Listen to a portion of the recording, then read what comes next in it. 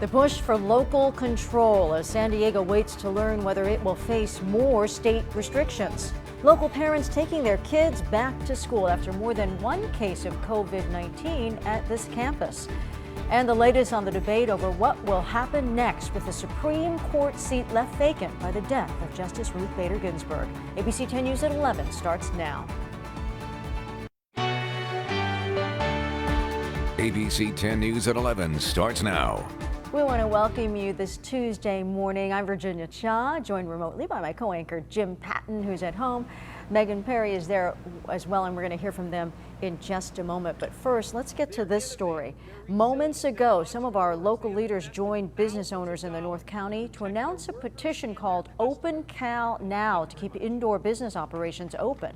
That is as we wait for the state numbers to come out at noon and we find out if San Diego County will be moving into the state's most restrictive purple tier.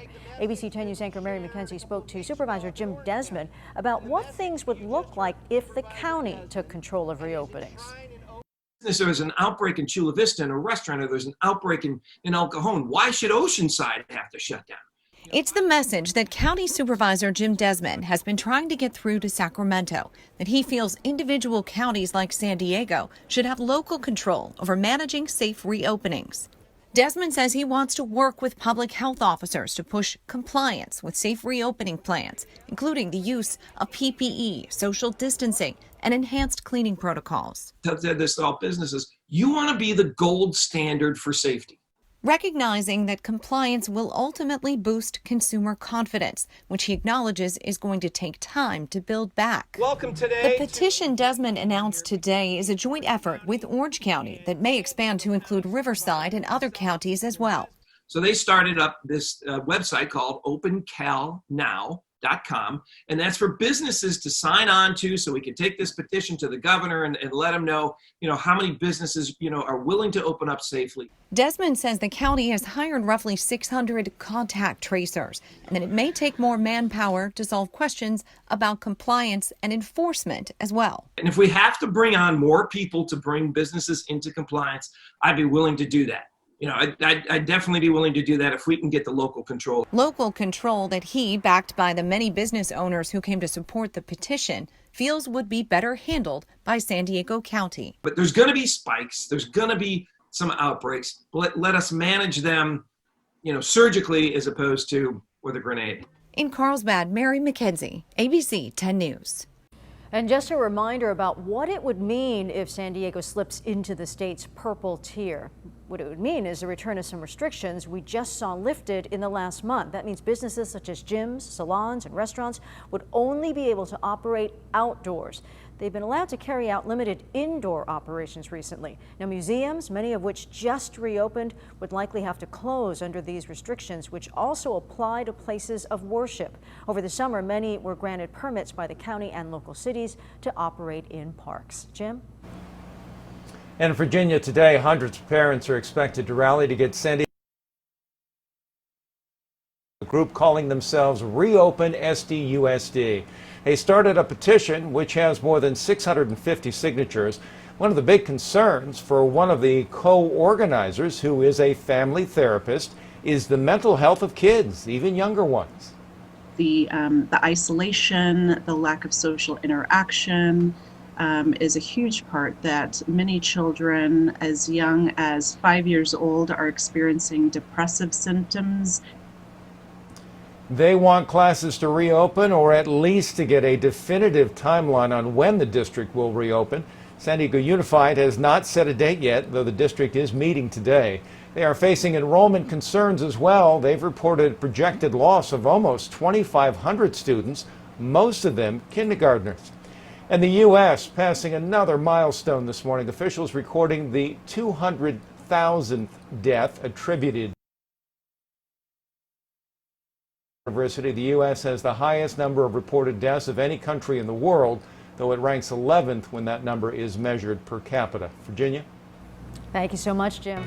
Some new developments out of Washington in the fight over the Supreme Court seat left vacant by the passing of Justice Ruth Bader Ginsburg. Senator Mitt Romney now says he will not stop a vote on the Senate floor, which would seem to clear the way for the president's nomination to get to a vote. ABC's Andrew Dimbert has the details. Before she's even been laid to rest, the race is on to fill the Supreme Court seat left behind by iconic liberal Justice Ruth Bader Ginsburg. The Republican-controlled Senate is ready to vote and confirm President Trump's nominee, and now another senator key to securing that nomination says he's backing his party. What I intend to do is to proceed with the consideration process, and if a nominee actually reaches the floor, that I will vote based upon the qualifications of that nominee. Democrats urging their GOP colleagues to delay a confirmation vote until after the election. It's a violation of the spirit of the Constitution to suggest that it should not wait until the outcome of the election. Partisan politics on full display as this bitter battle over when to name a replacement divides down party lines. Both Democrats and Republicans flipping their positions on nominating a justice in an election year from just a few years ago. Senator Lindsey Graham said this in 2018 during a forum for The Atlantic magazine. If an opening comes in the last year of President Trump's term, and the primary process has started, we'll wait to the next election. And I've got a pretty good chance of being the judiciary. You're on the record. Yeah. All right. Hold the tape. And after wanting President Obama's 2016 SCOTUS pick to be confirmed in an election year, Democrats now say it should wait. We should honor her dying wish, imparted to her granddaughter, that she, quote, not be replaced until the next president is installed. As for who will fill the seat on the bench Ginsburg leaves behind, President Trump says he will announce his pick on Saturday. I don't want to make the men too angry. It will be a woman. Is that okay? Sources tell ABC News the president says he's considering 5 candidates. 2 federal judges are atop that list. Amy Coney Barrett, who the president met with Monday, is considered the frontrunner. At least 2 GOP senators have expressed opposition in voting to confirm a new justice in an election year. But with more Republicans like moderate Mitt Romney siding with their party, it does appear as though Republicans in the Senate do have the votes to confirm a new nominee. Andrew Dimbert, ABC News, Washington.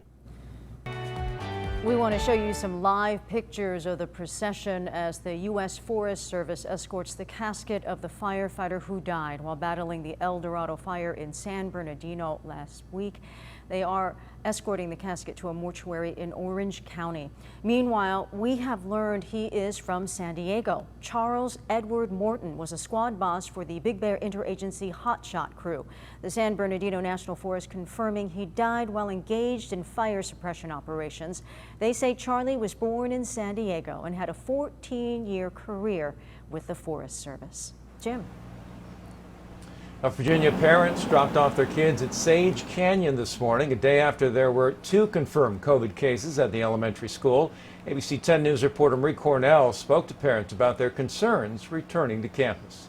Sage Canyon Elementary School opened as usual Tuesday morning after the district informed parents and staff that there were 2 confirmed cases of COVID-19 at the school. One by one, parents pulled up, dropping off their students on campus.